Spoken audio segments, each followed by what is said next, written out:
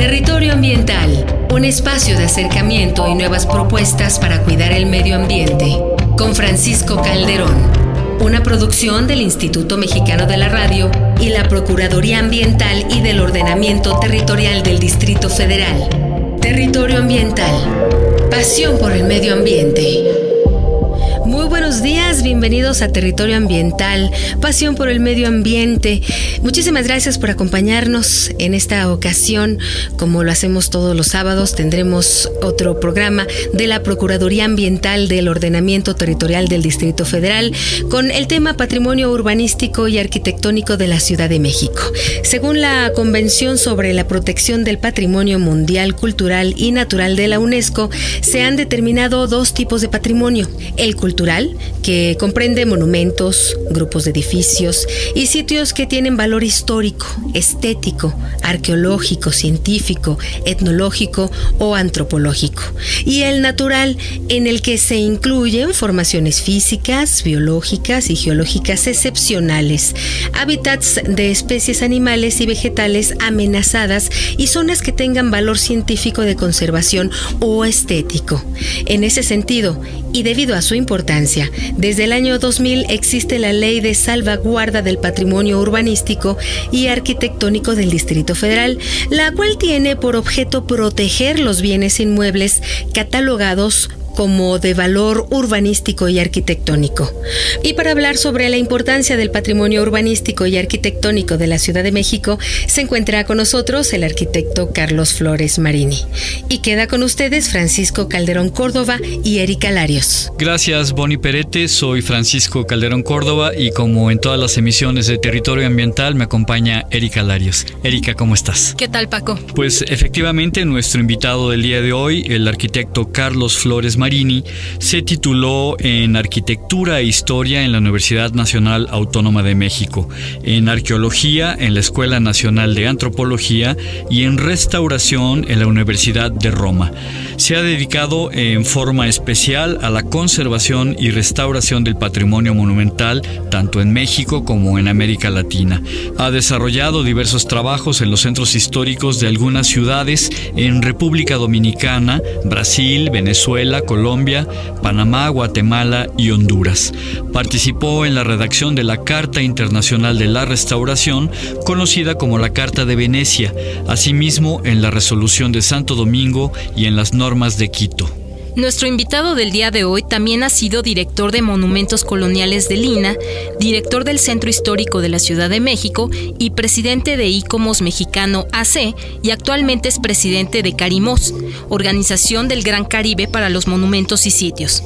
Por más de 10 años ha sido invitado como profesor huésped en la Universidad de Florida. Ha publicado más de 100 artículos y 6 libros sobre temas de historia y conservación del patrimonio monumental.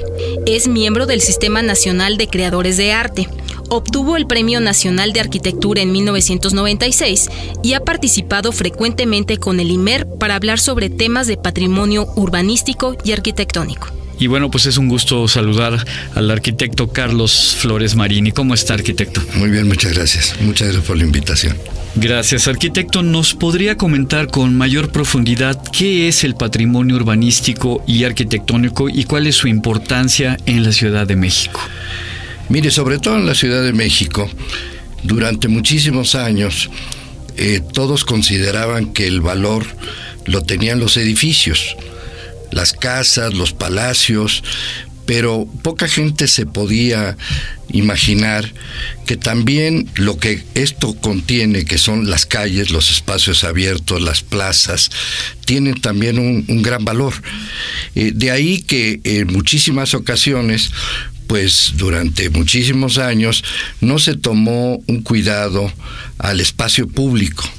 Es muy recientemente en que el espacio público ha podido ser revitalizado y revalorado, sobre todo porque forma parte integrante del ámbito monumental que constituye un todo de la ciudad.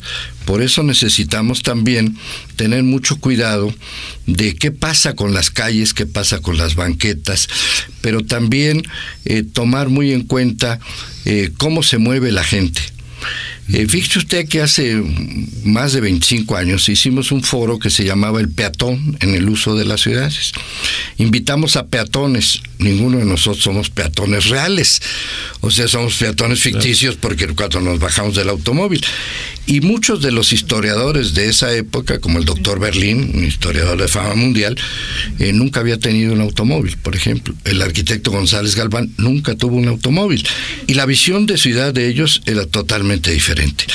Ahí nos dimos cuenta que sí debíamos de cambiar nuestra visión, pero desgraciadamente entre ese evento y la realidad pasaron muchos años. Esto quedó consignado en libros, en publicaciones, y se puede decir que ahora, hasta creo que este gobierno, el gobierno anterior, tiene una autoridad del espacio público. O sea que lo cual era verdaderamente impensable en años anteriores. Claro. Y esto tiene que venir con una mayor comprensión a los fenómenos del siglo XX. Nuestra ley es de 1972, por tanto, todo lo que es el patrimonio del siglo XX, las colonias del Porfiriato, las colonias de principio de siglo, como la colonia Roma, la colonia Condesa, la colonia Hipódromo, tienen unos espacios públicos verdaderamente sensacionales. Ámsterdam, que todavía no le entra el gobierno de la Ciudad de México, nos puede deparar un espacio verdaderamente de primer mundo. Es una calle verdaderamente sensacional.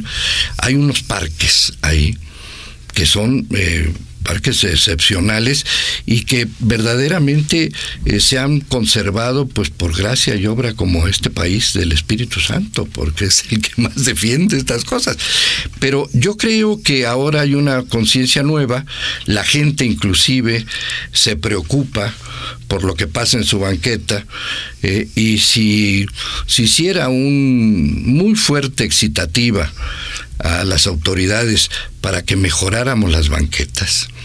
Yo le puedo decir que yo vivo en Tlalpan y no existe un metro cuadrado bueno de banqueta. O sea, las autoridades piensan que uno va volando. Trasladarse de donde uno deje el automóvil, olvídese usted, al lugar donde uno va, sea un restaurante, sea un lugar de su cita, es un verdadero martirio y las banquetas están hechas pedazos. Claro, cuando es una persona que por ejemplo, no puede caminar o que tiene capacidades diferentes, es cuando también... Bueno, esto sería ya peor, ¿no? Las apariencias exteriores de las ciudades son tan importantes como los edificios. Entonces yo creo que el espacio público es en este momento una de las prioridades y así lo han declarado las autoridades inclusive, ¿no?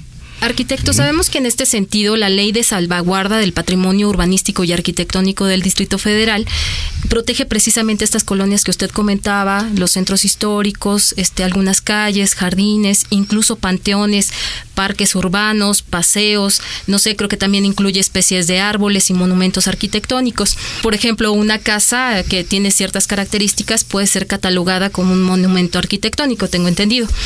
¿Nos podría explicar cuáles son los criterios para que un inmueble sea catalogado por el INBA o por el INAH? Bueno, son muy diferentes.